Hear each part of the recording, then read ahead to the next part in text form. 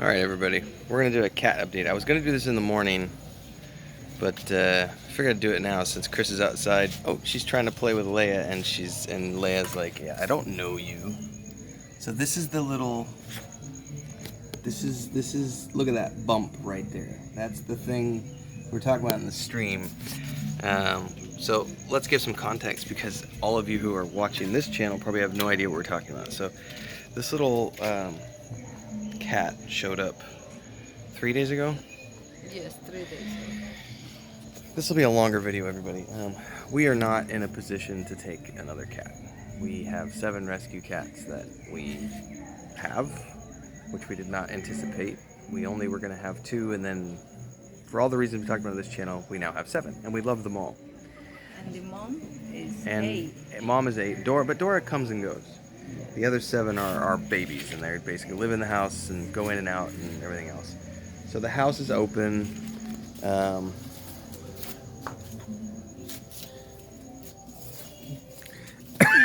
Excuse me. This little thing showed up 3 days ago, complete skin and bones. Let me turn the camera on so you guys can see her. She's complete skin and bones. Hi. Yes. Yes. Yes. We just gave her parasite stuff today. She showed up, skin and bones, crying, and we were like, we can't have another cat, so, you know, we sprayed water, and I used the hose, and we're like, get out of here, and she ran back behind the house and went out front. Oh, yeah, look at you. Oh, my God. Anyway, you know, we were like, we can't have another cat, get out of here, shoo, sprayed water. She'd go away across the street, come back. We gave her a little food across the street in front of her house on the other side. We're like, you're not here. You can have food on the other side of the street. I think we did that for a day or two, and she kept coming back, and it was like, we can't have you here. And then she eventually got the hint, and she disappeared and went away and came back later that night when the storm was coming. And we didn't notice the lump on her back before, so I think it happened after, but it looks like a big old bump where we're pretty sure somebody whacked her with a stick. So what we're assuming is that she knows what dry food is, she's not afraid of people, she wants to be in the house. We keep our front door, let me pan the camera around a little. Pippin is all sorts of upset right now. She's like, they've been getting used to her, but that front door, you can't really see it, but it's the slats. We keep that open. This gets closed at night, but that stays open all the time. And our cats have learned, they go in and out. We don't have a cat door, so they just go in and out that window. She watched our cats for 3 nights. Chris was in bed the other night and woke up to this little cat in bed with her.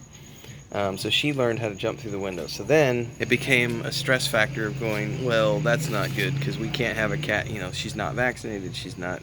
She was crying. Oh yeah, big time crying. All day, all night. Cry, cry, cry, cry, cry. Because she was hungry. So we shoo, get out of here. We can't have another cat. Then she came back with a big old welt on her back. And I think that welt, we're not sure. We're like 90% sure it wasn't there until she came back, like on the 3rd day. We're pretty sure what happened is she was somebody's like little stray cat that they were giving food to and letting come in their house and everything, and then they probably left, like renters, and they left. People abandon their animals here all the time. We've seen dogs get abandoned all the time. So we're pretty sure somebody just left and abandoned her, and she didn't have a home, and so she's looking for somewhere new, and she saw that all of our cats, you know, were here. She's very, as you can see, loves attention and wants all sorts of attention. She's skin and bones. She's had at least 1 litter because she's got long tits. They don't look like they've been nursed on recently, so we're fingers crossed. We're hoping she's not pregnant because we literally cannot have another Dora situation. But the interesting thing is, like, she hasn't left now for 48 hours, like 2 days. She hasn't left. She's just been literally in our cat refuge or under it for 2 days now. She just won't leave. Chris tried to get her to go across the street this morning when she took trash out, and this cat was like, nope, I don't want to go out. I've been traumatized. Something happened over there. Somebody hit me, something. We're pretty sure when we were shooing her away with water and everything, she went back to the home, and then when she came back, she had that welt. So I'm thinking that she probably went back, and whoever the new people are were like, screw you, whap, and hit her with a stick. And so now she's traumatized and she won't even go back. And she won't even really leave the backyard. She has sort of explored a little bit into the woods following our cats.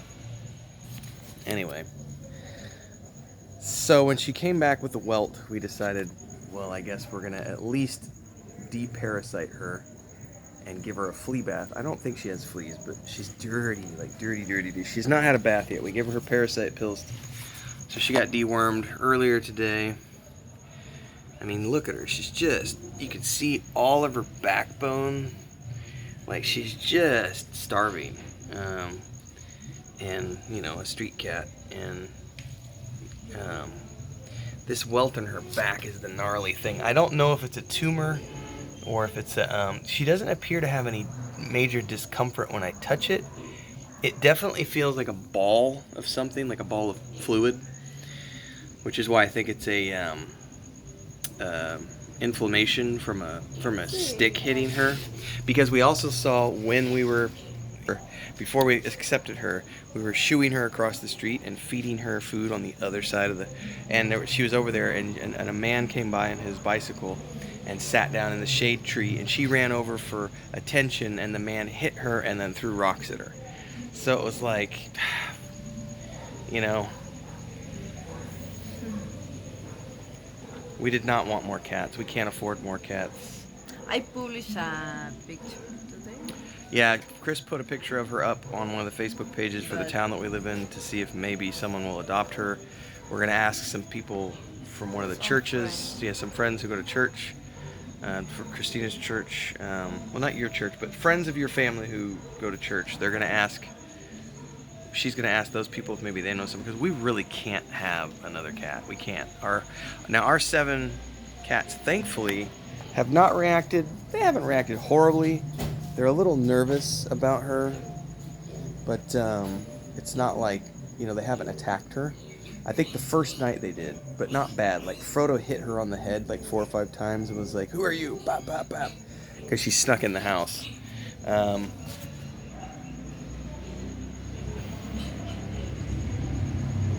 That'll be the thumbnail. Anyway, everybody, that's an update. An unexpected visitor who at least is going to get some parasite pills and a free bath tomorrow. And she's stopped crying now because we fed her. I think this is the 3rd day she's had, you know, food 4 or 5 times a day. So she's finally has a full belly. And as you can see, oh, I'm comfortable now. Like, this is great. There's food. No one's hitting me. There's other cats. I'm safe. She has not left this back porch for like 2 days now, like literally.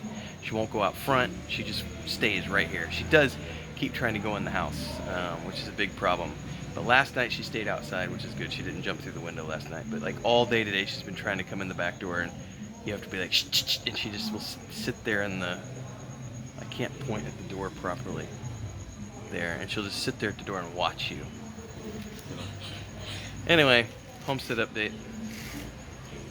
Like, subscribe, hit the bell icon. We'll keep you posted.